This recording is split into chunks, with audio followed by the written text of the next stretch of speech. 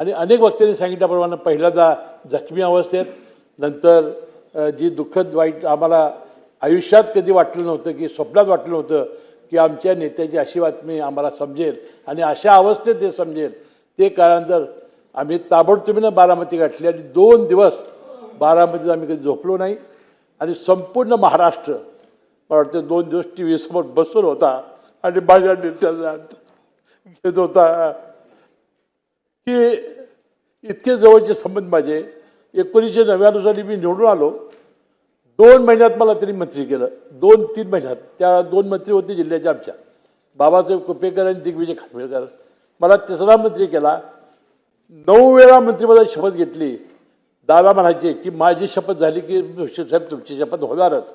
9 वेळा 6 वेळा मी निवडून आलो. 1999 साली पर्यंतपासून 9 वेळा मी मंत्री झालो. यावेळा ते मला सोडून गेले. मी त्यांच्या मुठ्यात मला शांती अर्पण करतो.